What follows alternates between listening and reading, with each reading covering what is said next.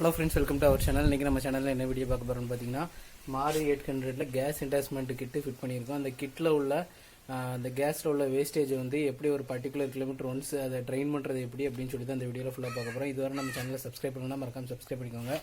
பக்கத்தில் உள்ள பெல் ஐக்கனையும் கிளிக் பண்ணிக்கோங்க. ஃபஸ்ட்டு பார்த்தீங்கன்னா எல்பிஜி வந்து எந்த வண்டியிலலாம் ஃபிட் பண்ணலாம் அப்படின்னு சொல்லி பார்த்தீங்கன்னா, பெட்ரோல் வண்டியில் மட்டும்தான் எல்பிஜி ஃபிட் பண்ண முடியும்.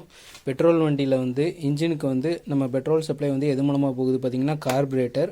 அதே இது நம்மளுக்கு எல்பிஜி வண்டியில் வந்து வேப்பரேட்டர் அப்படிங்கிற ஒரு யூனிட் மூலமாக தான் நம்மளுக்கு எல்பிஜி வந்து நம்மளுக்கு வந்து இன்ஜினுக்கு உள்ள சப்ளை கொடுக்குது. அதாவது கார்பரேட்டரில் நம்ம எப்படி ஐடியல் டியூன் பண்ணுவோமோ அதுவுமே நம்ம செப்பரேட்டாக மாருதி 800க்கு போட்டிருக்கோம்.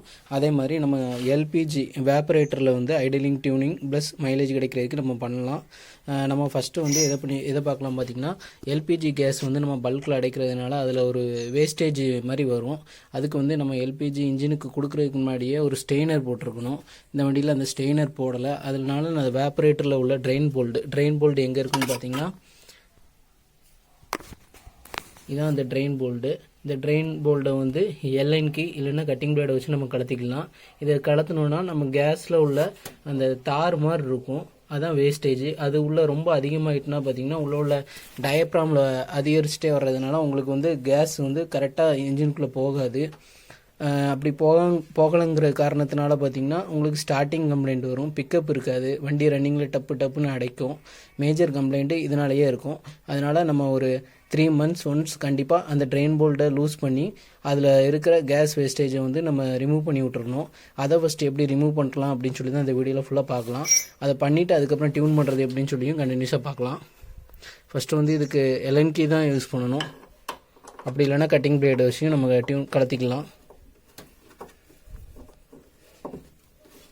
வண்டி வந்து ஆனில் இருக்கக்கூடாது. ஆனில் இருந்திங்கன்னா கேஸு ரொம்ப ஸ்பீடாக வெளியே வர ஆரம்பிச்சிரும்.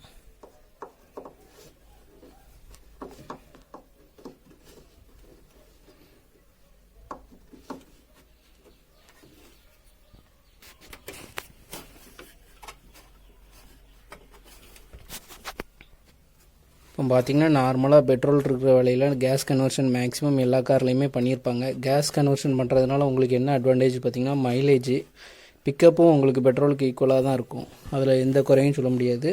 அது வந்து நல்லா மைலேஜ் கிடைக்கும். ப்ளஸ் உங்களுக்கு ப்ரைஸ் வந்து பெட்ரோலை கம்பேர் பண்ணும்போது கேஸோட ரேட் ரொம்ப கம்மி. பார்த்திங்கன்னா இந்த வருது தார் மாதிரி வரும். இந்த தார் அதிகரிக்க என்ன ஆகும் பார்த்திங்கன்னா, உங்களுக்கு ஆட்டோமேட்டிக்காக டயப்ராம் போய் உள்ளே அடைச்சி உங்களுக்குள்ளே உள்ள டயப்ராம் பட்டர்ஃப்ளை டயப்ராம் அப்படின்னு சொல்லுவாங்க, சின்ன மெல்லுசாக இருக்கும்.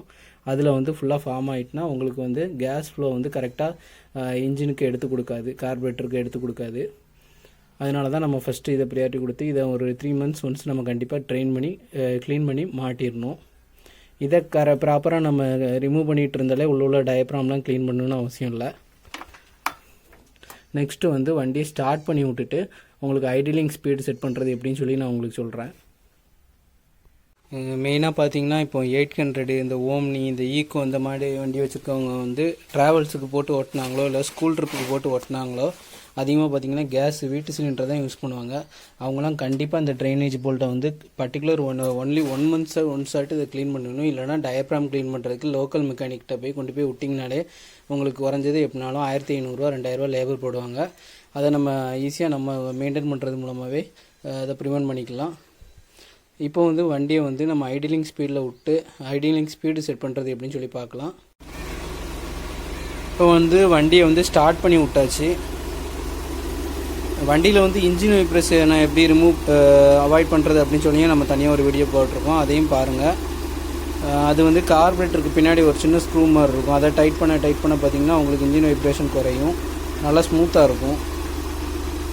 இப்போ வந்து எல்பிஜி கிட்டு நம்ம பெட்ரோல் கார்பரேட்டரு எதுவாக இருந்தாலும் நம்ம ஐடலிங் ஸ்பீடு செட் பண்ணுறதுக்கு முன்னாடி நம்ம இன்ஜினை ஒரு மேக்ஸிமம் ஒரு டெம்பரேச்சர், ஒரு நார்மல் டெம்பரேச்சர் ஏறுற வர வெயிட் பண்ணணும்.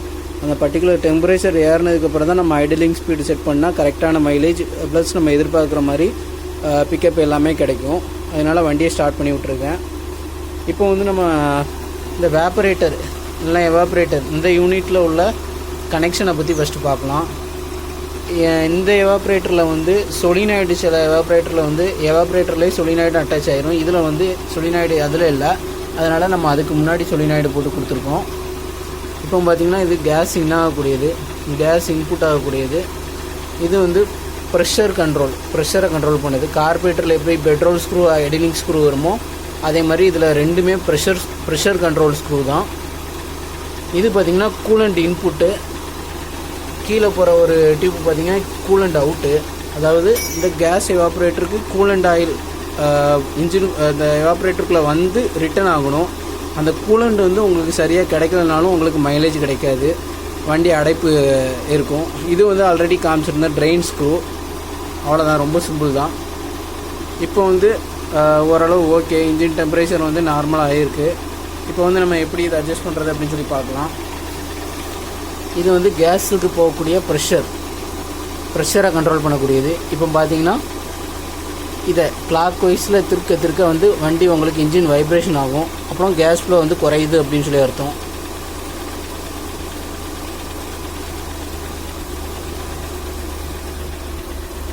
பார்த்தீங்கன்னா இன்ஜின் வைப்ரேஷன் ஆக ஆரம்பிச்சிட்டு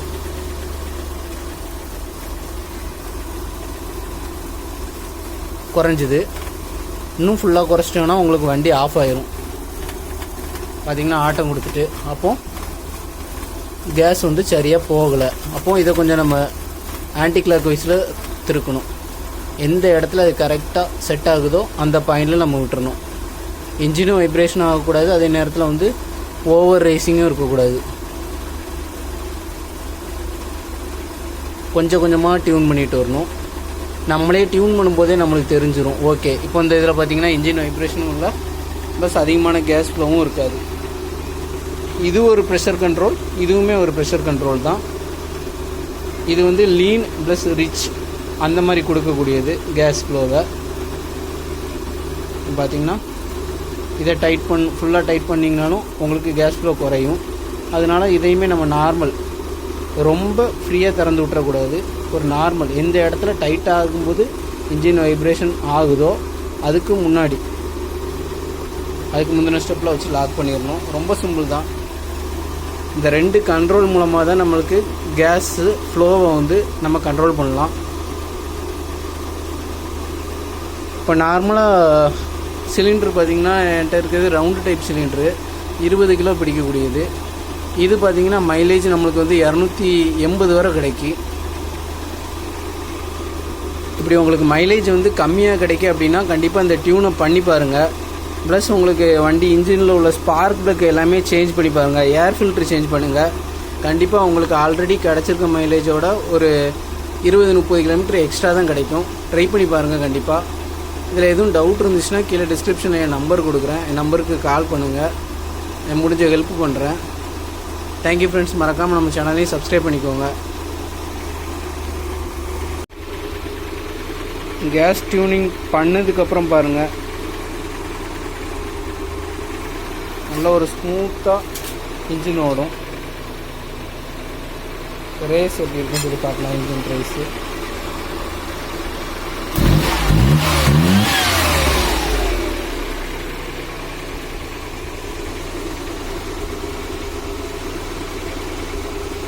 நல்ல ஸ்மூத்னஸ்.